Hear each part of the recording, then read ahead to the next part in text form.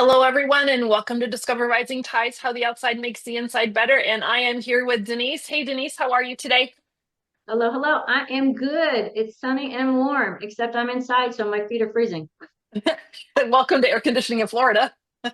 Yeah. So I believe that we are in the holiday season, and which holiday we're in is hard to tell based upon what's in the stores. I don't even want to get into that part. For the poor turkey gets left aside for the elf, and so we're going to talk about what midlife, and holiday and survival guide and all of that, right? Yep. Before you know it, if you blink, there's going to be an Easter bunny, Oh, hanging out stop in that. stores too. I know it's crazy, right? So I have three kind of major challenges that I think we go through kind of from midlife and beyond. At some point in midlife, we need to kind of go, all right, enough is enough, right? And the first thing, and call it a challenge, call it a personal uh, slight, I don't know, is having that perfect holiday, the pressure of a Ugh. holiday. Why on earth do women in midlife feel like they're so torn about maintaining all these long held traditions, right? And keeping up with these unrealistic expectations that come with, the lifestyles that we live right now, right? Even before the gram. Yes. Even before the gram and social media and all of that stuff, it was always, the perfect cookies and the cookies to pass around for the neighbors, and all of these things have to be done in a certain order. And I did that too. Yeah. And it gets crazy because there's only one thing that falls apart, and that's your health, right? Mhm, Mental, physical, emotional. Around the holidays, so many times you hear people go, "Oh, I just have to get through the holidays." The mhm. holidays are supposed to be something we're supposed to be enjoying and celebrating, right?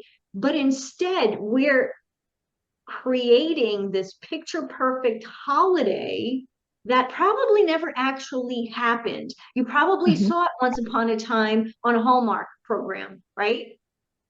But now that we're in midlife and beyond, we're dealing with fatigue, maybe hot flashes, maybe some brain fog, and just not having the energy that you had when you were in your 20s and 30s, right? What does that lead to? Overwhelm, fatigue, and Mhm. guilt. Why are Mhm. we guilty if we can't, if we don't bake the cookies from scratch? Yeah. But we And do. on top of all of that, most people are managing a full-time job and then adding all of these expectations to their plate. Absolutely. If you still have, like teenagers or kids that are, coming home from college, there's those expectations too. Mhm, So, how do we fix it? How do we make the holidays special again? mhm, So, what I like to think is to redefine what this perfect holiday means to you, right? Focus on one tradition that absolutely brings you joy and kind of let the rest of it go. Um, mm. when we started going down to Florida for Christmas, I had to make some changes, and this was really hard. Everybody that I bought gifts for, they had their own wrapping paper. So my nephew, he had blue wrapping paper with whatever, and Caitlin, she had pretty other wrapping paper. Everybody had their own wrapping paper. It took forever, but it looked pretty. And it looked really great under somebody else's Christmas tree. But now I'm not there. I don't really get a chance to enjoy it and see it. So what do? I put everything in gift bags. Mhm. Now, granted, probably all of Caitlin's stuff are in a similar bag, and Robbie's are in another bag that looks similar, so they're not going, who's this one for? But it just completely took so much pressure off, Mhm. and it simplified it. Yeah, that makes sense. One of the things that we did is we stopped giving gifts. That's Oof. How much stuff do we all need, right? The pressure, I, I'm going to say this out loud. I hate gift giving. I don't like the pressure. I don't like the pressure of failing. I don't like the pressure of buying something that I tried really hard to buy for them because I thought it was right, and then the chance that they're not going to like it. Yeah. It's too much rejection over a lot of effort put out. And it was really hard for my mom to give up this part too, and that was hardest for her, but it was such a relief. Mm-hmm. Right. And it So gives the you kids so get much more something. The little space. kids, The I little have a kids. 21-year-old granddaughter, and she'll, if she listens to this, she'll know before I tell her. It's her last year. She's an adult now. There you go. But Yeah. what does this allow? This gives you space for to Oh, be present, to yeah. laugh, to rest, and really enjoy this season, enjoy the people that you're around. Right. That's challenge number one. Challenge number two, um, hormonal stress overload. No matter what stress, whatever hormone you're thinking about, if you're in perimenopause and menopause, there's, five or six, five or six that are messing with you at the time.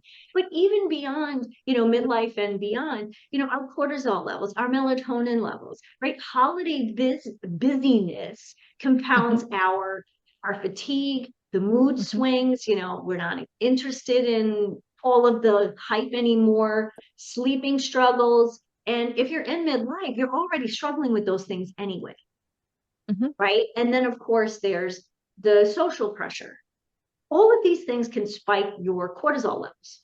Your cortisol levels are spiked. Your melatonin levels are never going to get to a place where they're going to help you sleep. So you have high stress, no melatonin. You're already not sleeping, and now you're struggling even more with sleep. So that's never fun. So you're exhausted. The holidays are here. People are visiting. You're going to visit, and you basically all you want to do is like crawl into bed and take a nap. Hmm. So here's a good thing. So how do we fix this? Give yourself permission to do just that, to pause. Um, I have a friend who when there's a lot of people and there's too much stress, she just doesn't deal well. So she actually locks herself in the bathroom for 10 minutes. And when she first told me, I kind of giggled, but when I thought about it, it made a lot of sense. It's 10 minutes for her just to reset, kind of breathe, just clear her mind. Now, granted, instead of going into the bathroom and locking yourself in, depending on where you live, the weather's doable. Go for a walk outside, right? Take a deep breath. Walk into another room. How Hmm. simple is this, right? These moments of de-stressing yourself, giving yourself permission is going to lower your cortisol. It's going to restore calm and help you show up at this holiday event or events, depending, with a lot more energy, a lot more patience, so you can actually enjoy it. Yeah. Challenge number two. Okay. Challenge number three. Food FOMO and restrictive dieting. And we know we've talked food FOMO. Food FOMO is real, right? Buffet tables, all of the cookies and the sweets and the drinks, all of the stuff, right? We're Hmm. celebrating. We're going to eat everything in front of us, right? So what happens is we fall into this all or nothing mindset, which we Hmm. end up overindulging, or overindulging and then the next day completely depriving ourselves, right? Hmm. So we ate too much last night, so tomorrow I'm not going to eat all day. And that's never a good idea because that sends our hormones into all sorts of directions. Um, and it takes the fun out of the holidays. Hmm. So we're disrupting our hormones. We're also increasing inflammation, especially by eating tons and tons of stuff that we don't normally eat. It actually kind of takes the joy away from it. Again, Mm. this is celebratory. So have a cookie. Don't eat the plate of cookies, right? There's a little bit of mindfulness that needs to come in here. And really, the fix is to not think of this as I'm on a diet, right? Focus on nourishing yourself first and foremost, right? Eating your protein, your healthy grains, your veggies. All of those are essential. Stay hydrated. If you're drinking a cocktail or wine, make sure you're drinking water for every glass of alcoholic beverage that you enjoy. And then truly, when it comes to the desserts, if there's something on the table that you absolutely love that's only available one time of year, enjoy it. Literally bite by bite, be mindful about it, taste your food rather than what so many people do around the holidays is you kind of gobble it up, but Mhm. actually think about this more mindfully. It keeps your body in balance, keeps your mind in balance, and it allows you to get through the holidays without guilt. And I have to say, I think that in itself is a gift that you can give yourself. Wonderful. Denise, thank you. Thank you very much. And as we all step into the holiday season, give yourself permission to give yourself grace and everybody Yes, around you. absolutely. Hello, everyone. This is Jean Gallagher, Discover Rising Tides, and I want to just take a moment to talk about my friend, Denise Stegall. I am honored to call her as a friend, and I'm so grateful that she gives us her insight during our shows, each show, and talks about healthy living, eating real food. You hear Denise say, eat real food a lot. Well, she means it, and she knows what she's talking about. She is an amazing healthy living coach, curator at Living Healthy List. And if you ever have any questions about what is real food, why does it matter, how does that apply to me, how do I change, what do I need to do, how do I even create a healthy living shopping list, make sure that you call her. She is your healthy living coach, and you can find her at healthylivinglist.com. Hello, everyone, and welcome to Discover Rising Tides, How the Outside Makes the Inside Better. My name is Jean Gallagher, and welcome to the show. And if you're listening to us on any podcast platform and you'd like to see our shiny, happy faces, come on over to YouTube. We'll be here for you. And I am really excited to introduce a friend of mine, and I call her a friend because we've never met in person, but we've met virtually for a really long time through a networking group. And Chanaye Jackson. Chanaye, welcome. Hi guys. Hi. Thank you so much for having me. I'm excited for this conversation. And so, give us a little bit about your background and or your bio, if you will, not the background. And we're going to dive into the background, but a little bit about you, and then we'll get started. Cool. So I'm Chanaye Jackson. I am the owner and operator of Swantown Creative Systems, or Swantown Creative. It is actually an ode to my hometown. I am from a place called White Swan in central Washington State. So I have been a business owner now for 7 years, almost 8, Mhm. and in a lot of different things. And so what I like to tell people is I've lived about 5 lives. So I have a master's in public health. I used to work in research, biological research. I was primarily a biologist. I worked in education. I've worked in the film industry in Atlanta, Georgia, and then now as a consultant and operations strategist for business owners. A couple of things. Just bored. But wow, doesn't it just it creates such a picture because going from the medical piece to the consulting piece in a non-medical field, Yeah. it all does, but it all marries together and connects to a point where you're at. For sure. I like to tell people that there is a very solid through line, and I promise that there is a way that it all makes sense. To be honest, my research and education background definitely got me to then getting to public health. I focused Mhm, on maternal and child health specifically, so moms and babies. But I mhm, had a strong research background in that. And then I moved further and further into public health, doing more technical assistance and training for health centers around the country. And then that led me into running my film industry business. So I had an equipment rental company and a production company. Those were my primary two. And then from there, that's what led me to here doing more mhm, operations consulting because specifically my equipment company in 1 year, we reached about almost a million, just shy of $1 million, and mm. made a lot of mistakes on the way. And so basically my work is how do you scale to be a $1 million company, but then two, how do you prevent the mistakes that I made? And I have lots of thoughts about how to prevent those mistakes. So that's the reason why I got into the work that I do. So you also attended the School of Hard Knocks. Hard knock life is a real thing. Yep. And you graduated. I think I might have a master's. Yes. And it does come with a cost, but you know what? That is, I think that it's more that that degree is more applicable than anything else because in order to be able to guide others, it's important to have walked those shoes first. Yes. My goal in life is to not be a hypocrite, right? So, have you lost $200,000 in a year? No? Cool. I have. Let me tell you how not to do that. Have I made $1 million? Yes, I have. Let me tell you how to do it. I want you to be able to, there's, you win some, you lose some, and I want you to be able to be excited about both. So tell me, we're going to start right now at the present for quickly, but I know we're going to dive into the present later. But what does Swantown Creative do, or what is your primary focus right now? And then what I want to do is I want to go backwards and really talk about how you get to where you are. But I'd like to know where it is first, and then we'll go back and talk about the trip is going to be fun conversation. Yeah, because I'm going to touch on one of your favorite places, so I'm I excited. know, I'm so excited.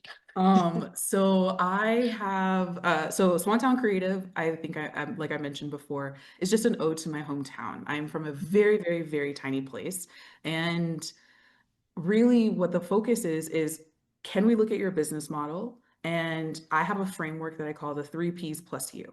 So it is saying people, processes, products, and then you at the top. Think of sort of like a triangle. So are you hiring the right people? Are you working with the right people? And the answer is yes or no. There's no gray.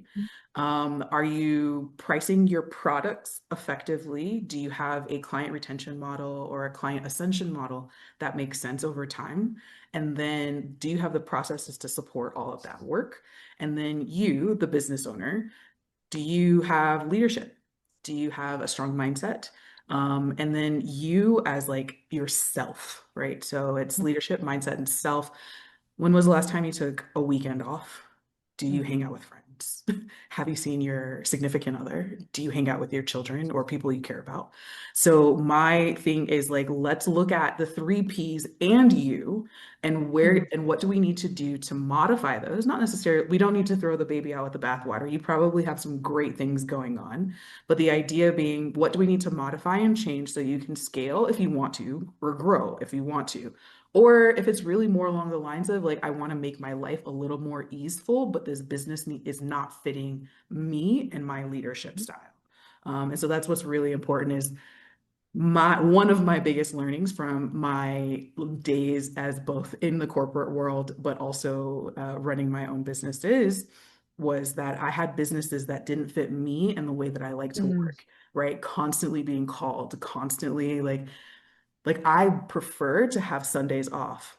So why am I working on Sunday all the time, like all the time, right? I prefer to work, maybe around 40-ish hours a week. Why am I still up at midnight working, right? So how do we go ahead and create a business that really suits who you are and the way that you work?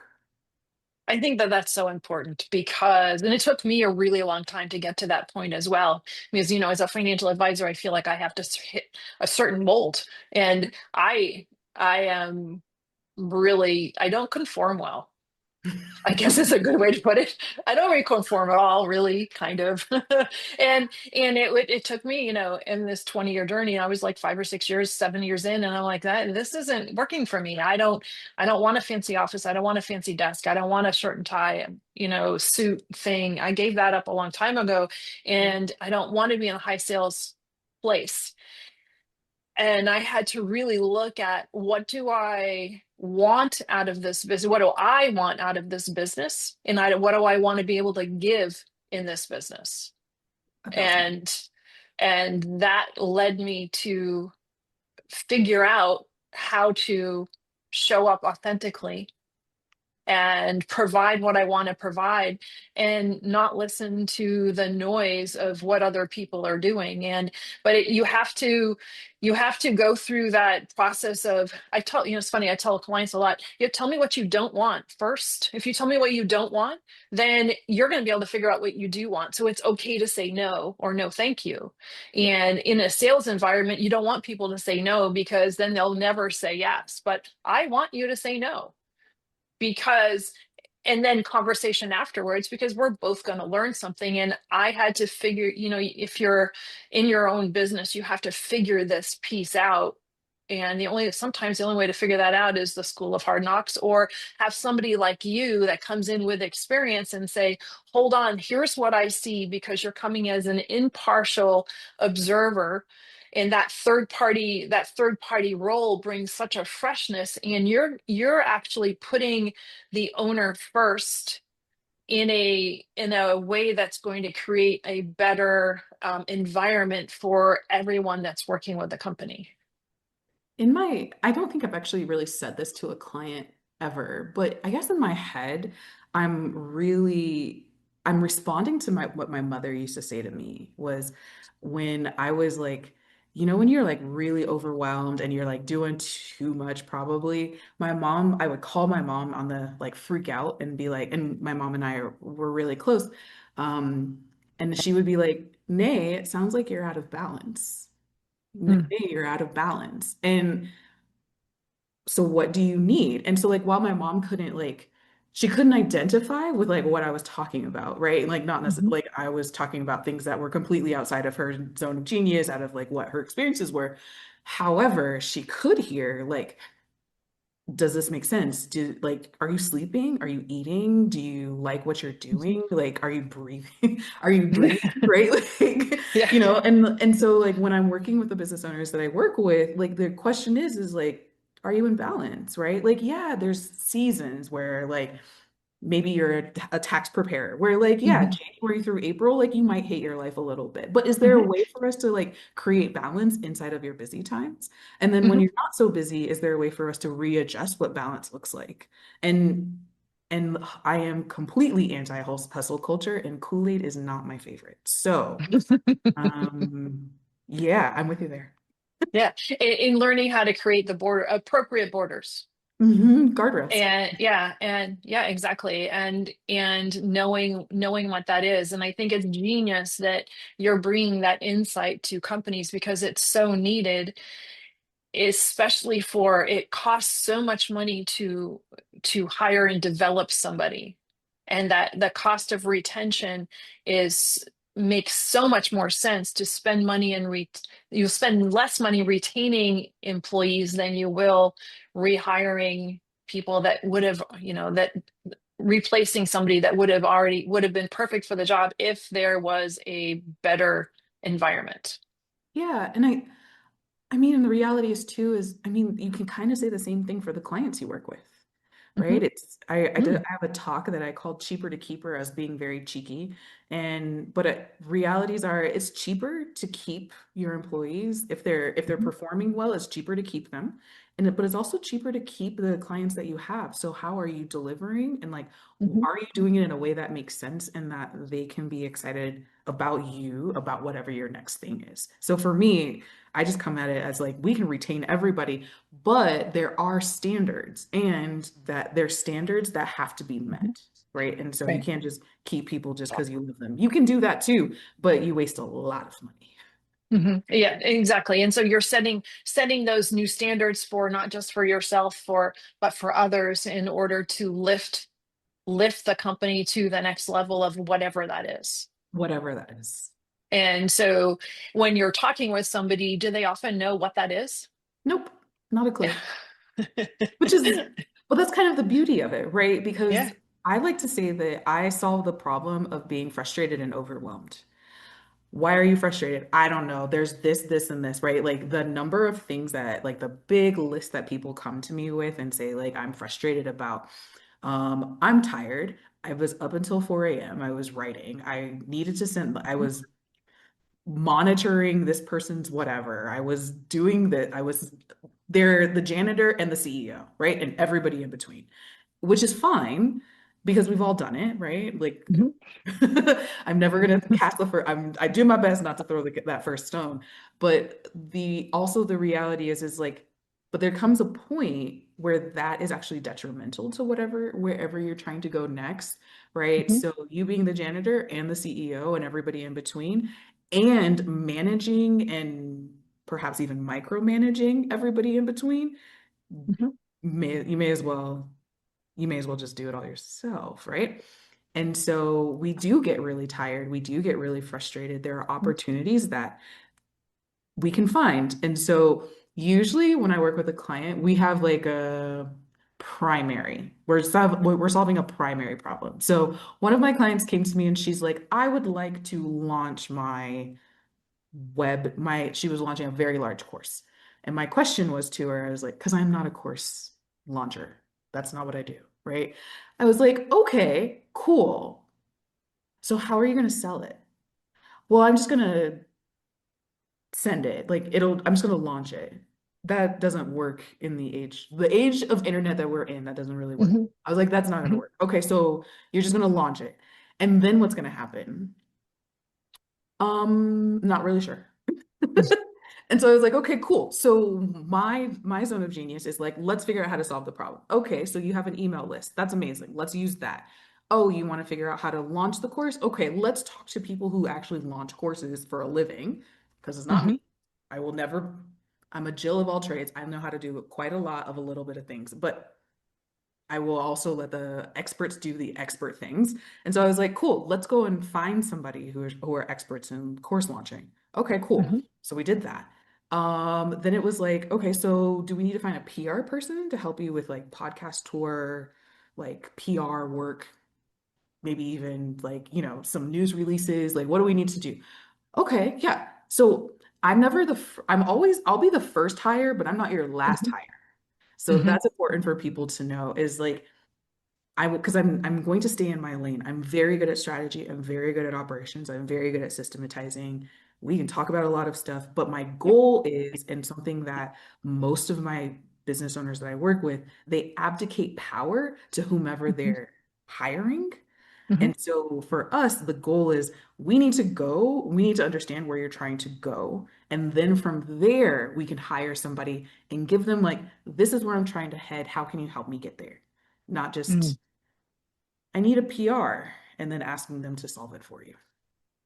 You know what I love about all that? You said zone of genius, but you stayed in your lane because you're coming across all of these areas that they need improvement, but you don't feel the need to be the person that fixes all of the things. And that's very not ego driven because it would be easy to come in and say, "Whoa, I've got let me fix this for you and let me fix this for you," but understanding that that's not your capacity and that's not how you want to be portrayed, but you're also following through with that and saying, "Here are the areas that I see that you need action on, and here's an expert in here." And now here's the expert there because now you're getting the mind and the action from the experts in those areas and it it takes the pressure off of you as a consultant and you're not necessarily a fixer of everything. You're the observer and you correct and give guidance to where for them to be better. Yeah. Now they have the tools that says, oh, I need this person, I need this person. So it's not just I need Chanaye, because you always do need Chanaye, by the way. But it's not that you're not going to, they don't necessarily need to call Chanaye for every little thing. They're saying, oh, I have a PR thing. Now I'm going to call this PR person. And you're teaching them how to better themselves in that situation. You're giving them tools rather than just fixing a band-aid. Yeah, I mean, my goal is to talk myself out of a job, Mhm. right? So like Mhm. like yeah, I want to be with you forever. And of course, I want to retain you for as a client for as long as I possibly can. Of course, because when you're my client, like you mine, right? However, the reality is like there comes a point where you're going to hopefully, and Mhm. sooner rather than later, age past me, right? Because I don't do Mhm. businesses for 10 million. right? Like, Hmm. I don't do businesses that have 100 employees, right? I don't do, there's a lot of things that I don't do, and I'm very okay with that. So I hope that if that's where you're headed, that you get there quickly and but with more ease. And you can take Hmm. my businesses that I ran in my past were fairly small, but they were mighty, right? They made money, Hmm. Hmm. comfortable money. And so the goal is like that you're making the comfortable money the way that you want to, that you're sleeping at night, you hang out with friends, you drink your wine, like whatever is the goal for your life, like I want that for you. Mm, that's beautiful. And so can you describe like a light bulb moment working with a client, and what did they go, oh, wow. So I had a client, she's a bookkeeper. Um, and she had a couple of employees making comfortable money. And I keep bringing up, have you had a weekend lately for a reason? Because I think of her. She was talking, so she was talking about how much work she has to get done every week, right? As a bookkeeper, she had, I don't know, somewhere in the ballpark of like 30 or 40 clients. But again, she had a team, so it wasn't all on her, but she had quite a lot to do. So I pulled her, we were talking, and I was like, hey, can you do a time audit for me? Like, I'm just not understanding why Mm, you're not sleeping, why she has a partner. I was like, why? Like, she was frustrated that she wasn't hanging out with her. I think he was her boyfriend, a partner. Um, she was frustrated that she hadn't been hanging out with him. And she was like, I just want a glass of wine. And so I was like, hey, I don't need you to go super crazy, but I want an idea as to there's 120 hours a week between the three of you that you're currently paying for. I'm not seeing 120 hours of work on paper. Like what I'm seeing here is not 120 hours. And of course, like, no, we're not going to output 40 hours of work, but I should see closer to like 90 or even 80, mhm, right? I'm not seeing that. And so she did it. And again, it was like time audits you can go crazy with and be like, mhm, these 4 minutes I was doing this and this, like these 2 minutes I was doing that. I was like, do it to whatever extent feels good to you, but like do it over the next 3 to 5 days. Whenever I see you next, that's when you stop.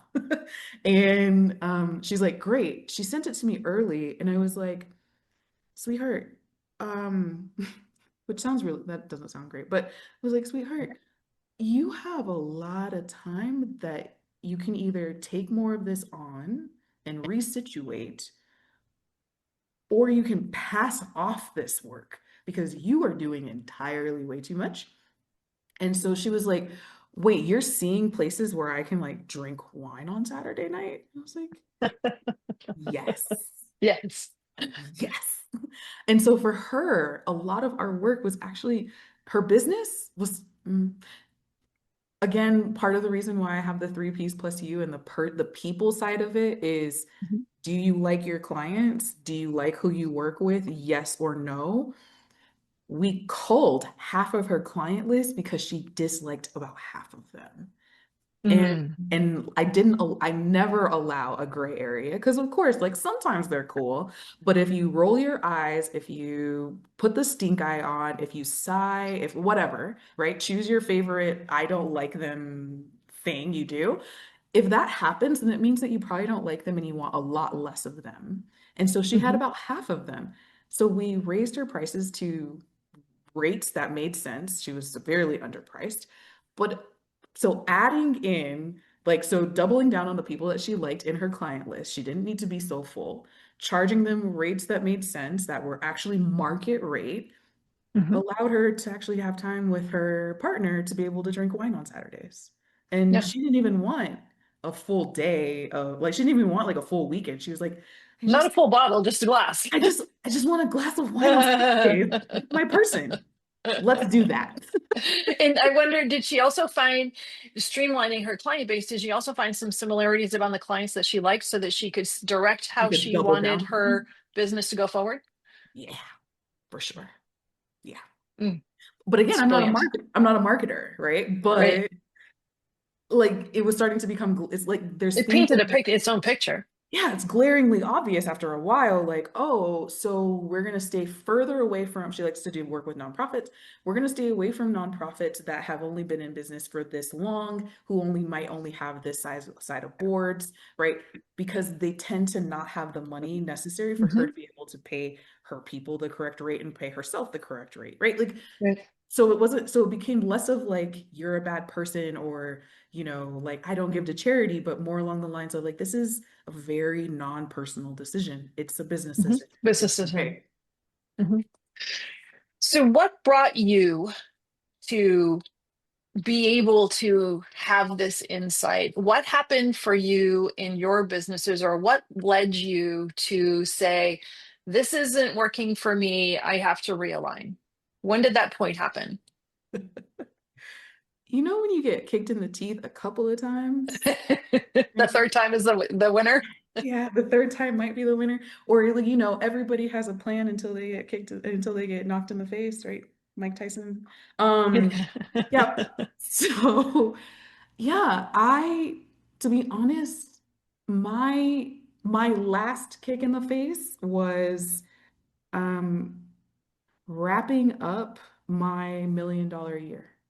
Mm, That's when I knew that I was like, I can't do this one more time. Um, yeah, we're growing and it's awesome. I had a business partner, that's the we. Yeah, we're growing and it's theoretically we were very successful for all intents and purposes, but I can't live like this, right? Like, just because in that same year that I made all this money, I also went to Maine. I went for a camping trip where I basically enforced a silent retreat where my goal was to not speak to people and be as far away from people as possible. Like, looking at, not looking at, I was deep in burnout. mhm, And so yeah, now thank you for asking this question because I never really thought about it this way. But yeah, that was my telltale sign. Granted, I did not get completely out of the business for another few years, mhm. but my exit was imminent. It started the process. Hmm. And it's not always a light switch. You're not always in and then off. No. There's a gradual fade out that can happen. And so what made you decide, because you were in Georgia before, Yes. and so what made you decide to go to the other end of Route 1? This is where we say, like, side note, Jean knows a lot more than about me. So I've lived in 6 states and now 4 countries. And so my last state where in the film industry was in Georgia, in Atlanta specifically. And I like to tell people that I got lost and I jumped in the car with my dog and I moved down to Tulum, Mexico a little over a year ago. So everybody else catches up with us. Um, yeah, I'll be honest, I hated Atlanta. There was something about that city I think that everybody should visit. However, I just couldn't find we all like to say like I couldn't find my people. I could not find my people. I'd been there for 5 years or just shy of 5 years. I It was one of the ways that I was exiting from the business. It was I needed a reset in totality. So the way that I was living my life, the hustle culture that was like, I feel like a culture, like true culture of Atlanta, that was not for me. And it was showing up on my body, right? I was Mm, puffy and big and uncomfortable and all the things. And it was showing up on my body in ways that just like, I was at one point, I was taking a lot of meds and taking a lot of vitamins and like, what is happening to me and moving to Mexico. And I thought I was going to be here in Mexico for 4 months. As of us recording, it's been 14 months. mm. And I can't so believe it's been that long. it can't crazy, right? Um, yeah, and I just needed an absolute reset. It's to be honest, it's very similar to my main trip in its own way. But I wanted absolute focus on my business, absolute focus on myself. And there was a lot of noise in Atlanta. Mm. So I for some people that are listening, where in Mexico are you? I'm currently in Oaxaca. There we go. We had to get the word out. Oaxaca. And so tell me, so the exit to Maine versus the exit to Mexico, um, very diverse in differences. What did you find in your first exit when you went to Maine and you went camping? What did that do for you? So I had said like, if have you ever heard yourself breathe? I was Hmm. actually starting to breathe again. So I rented a car. I was in Atlanta. I rented a car, drove up through the Shenandoah Valley, crossed Hmm. over, and yeah, it was an amazing drive to get there. And then Maine itself is amazing. So how I got to Maine, the where Maine came from is so my mom is no longer with us, and I have in my head that uh, that we were supposed to, she really wanted to see the lighthouses in Maine. So I was like, so what I did is I got out of Georgia. That was the that was the plan. Got out of Georgia as fast as I possibly could. And then turned off my GPS. I used only a paper map. Hmm. And I just decided like, where am I driving? And there's this book, it's called Blue Highways. And there's one of the first lines in there is like, I could not do, so therefore, but I could go. And that was what was driving this trip was I couldn't do literally anything else in the business in my life in Atlanta. But I could go, and I'm a very good driver. I love to drive. So it was a way for me to just figure out how to breathe again, like get back Mm. outside. Like, what does it like? I'm a country kid. I'm from a place that is super duper tiny, less than 1,000 people, no stoplights. Yep. Like my closest neighbor has cows and pigs and etc. Like I'm from nowhere. Sometimes there's not a dot for my town. And so I realized that I need to go back to my roots to be able to be able to move forward. And so, but I could not breathe anymore. Mm. And so my camping trip in Maine was, and I didn't have any plans. I'm not very good at itineraries, to be perfectly honest, but it was, I want to be here, so I'll just go. And I want to be here, so I just want to go. And I remember like entering into Maine. I remember going into northern Maine and being like, I made it, Mom. My first lighthouse, right? Like pitching my tent and like finding these cool apps to be able to I'm not a bird watcher or anything, but Mhm. you hear these like beautiful bird sounds and you have no idea what the bird is, right? So like finding an app where it's Cornell bird Mhm. song, I think it's called, amazing. I was able to record a bird sound and I heard this bird like, I don't know, 4 or 5 times and they were just gorgeous to wake me up. And I was like, what is that bird? Found it out, right? Of course, I don't remember. It was a while ago, so I apologize. I don't remember what it Was it was. a red-eyed vireo? It might have been, Because they wake you up every morning in Maine. I mean, or even like the little raccoon that like stole my marshmallows Hmm. twice before I Hmm. finally figured out how to like, I mean, I needed to do silly, like it's silly, but I needed to But do, it's not. but It's it's not. important. Like it was Yeah. important. I needed to do both of those things to be able to just breathe again. And Um, like your mom said, are you in balance? Find balance because I Yeah. was not in balance Hmm. at all. How did you know? How did you know that? So you're in Maine, you're camping, you're just trying to figure out who and what is important and breathe. How do you know where when you have that balance? How do you know when I think I'm good? I Or don't think did you know it was time to go back and you had to figure out what you were doing? I don't think you ever really know until it's past. But so That's a good point.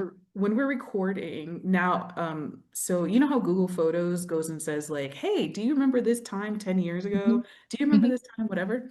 So yesterday I got a notification from Google Photos, and it was Thanksgiving Day 4 years ago. and I had Mhm. recorded a 30-minute video of myself. So this is around 5 months, 4 months after I had returned from my main trip. And I Mhm. watched that entire video. And in that video, I said, it's been a really hard year, but I'm so glad that I've done it. Mm. Wow. And I'm sitting here 4 years later, and I'm like, it was a really hard year, but I'm so glad I did it. Right. So I don't know if I wasn't ready to leave Maine. Mhm. Like, but you gotta go make some money and You get you have you like, know that thing. Yeah, kind of. yeah, like It's sort of important. I have done, like, there was stuff to do.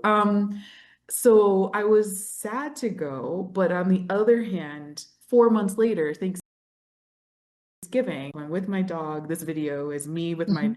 I'm making banana pudding and I'm giving my dog ice. It's like one of her favorite snacks. And I'm talking to this camera and I'm like, this is amazing. This is Mm. this is how I know that I'm doing what I'm supposed to be doing. That's fantastic. And then, so then 14 months ago, you decided to drive to Mexico. Yeah. So I said that I was in Atlanta. Atlanta is very green. There's lots Mhm. of camping, there's lots of hiking. It's awesome. However, it just never was my place ever. I just couldn't figure it out. And so I was actually planning to move back up to the DC area, which is where I had lived prior to Atlanta. And um, but I'm really good at logistics and nothing was working. And Mm. like I couldn't figure out where to live. I couldn't figure out where I'm going to put my dog, where am I going to put my stuff, like how that all, nothing was working. And a good friend of mine who lives just outside of Tijuana was like, why don't you move here?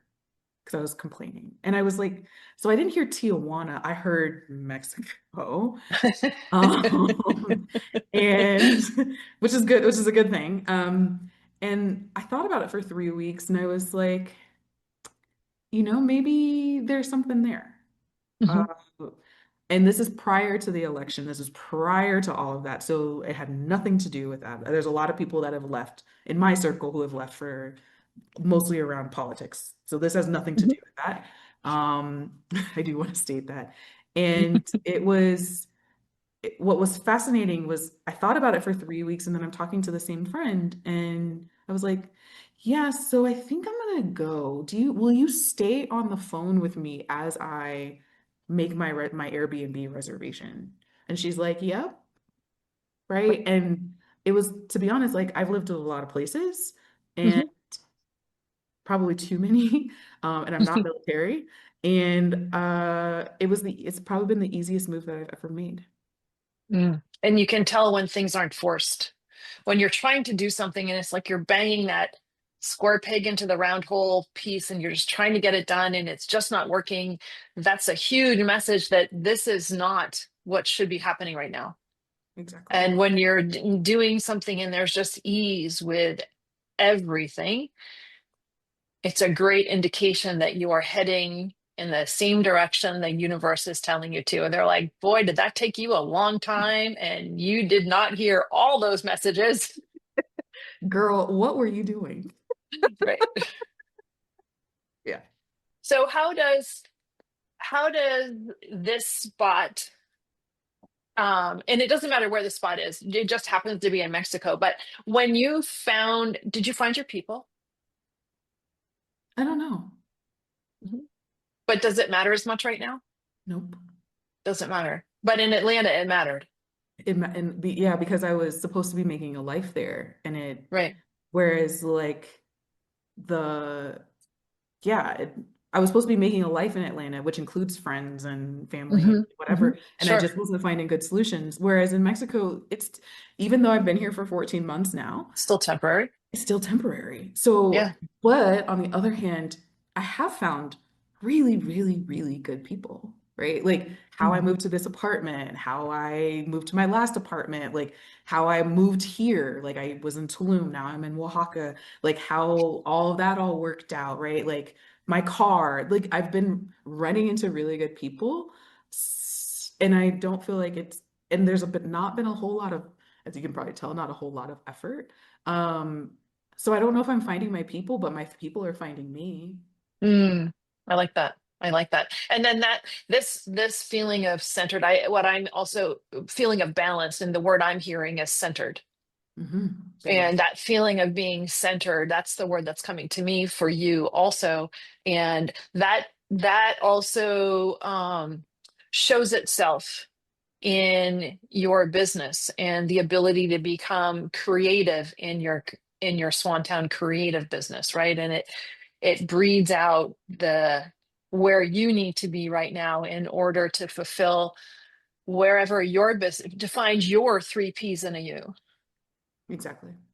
Yeah, to do what you do for others.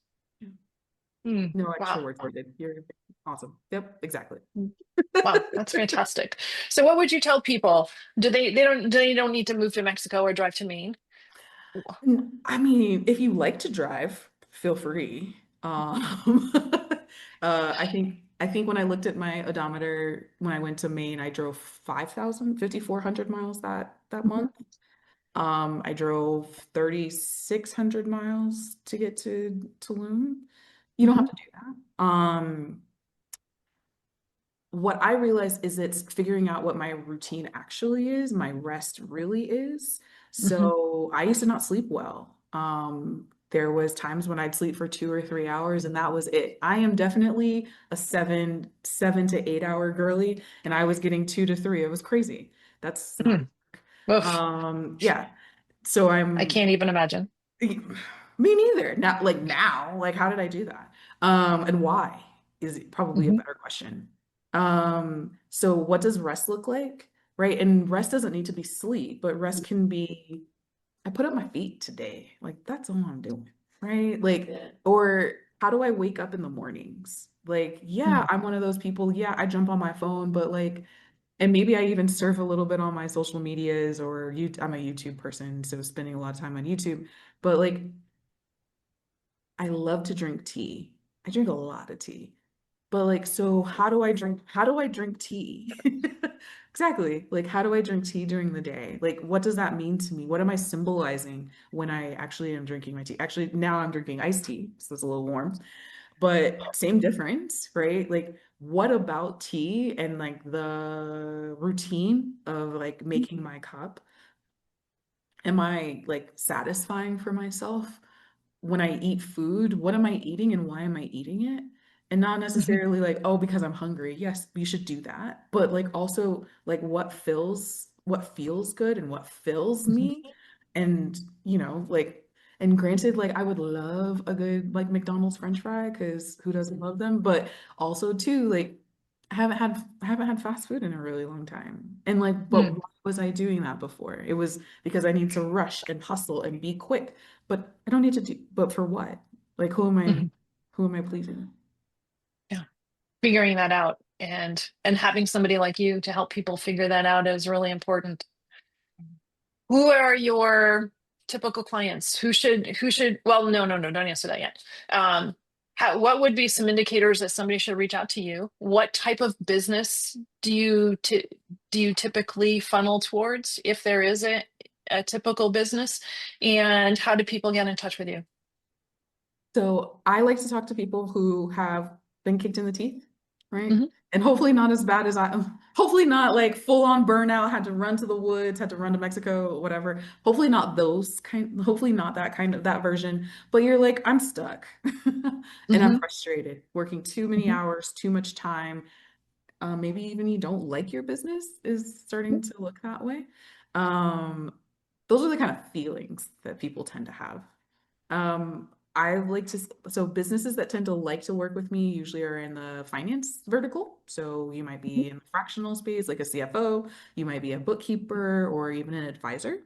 People who are in marketing often like to work with me. I'm the logic to your creative. Um, so if you have to deliver, like basically, if you have to deliver the same things over and over again, then I probably can help you streamline and figure out how to like make it easier, better, faster, right? Like kind of like Kanye's song. Um, but you've also just really understood like there has to be a better way, and to be honest, there probably is, and you're stuck. Mhm. Okay. And how do people reach you? So I'm on LinkedIn. That's where I hang out the most. So if you can spell my name, you will find me. I think there's two of us. So Chanaye Jackson.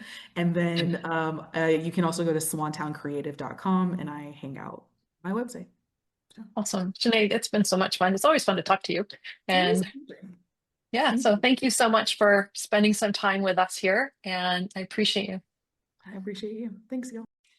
Thank you so much for listening today. Today's show was sponsored by Seaside Solutions, my financial services company. As a business owner, it's easy to be pulled in many different directions, and often taking care of yourself plummets to the bottom of the list. For me, I find myself outside to reground. My time outdoors helps me manage my day more effectively and be more present for my clients. Through this, Discover Rising Tides was born. At Seaside Solutions, we truly believe that education is the foundation of financial wellness. Our primary focus is to provide guidance that is designed to help you achieve your long-term financial goals and visions. Working with a plan allows space for doing more things that you love, like being outside to make the inside better. If I can help you create or realign your plan, or if you would like to be added to my weekly newsletter, please let me know. This week's topic was 5 ways to set more achievable goals. Your referral means the big, beautiful world to me, and if I can help, please let me know. And thank you so much for listening, and see you next time.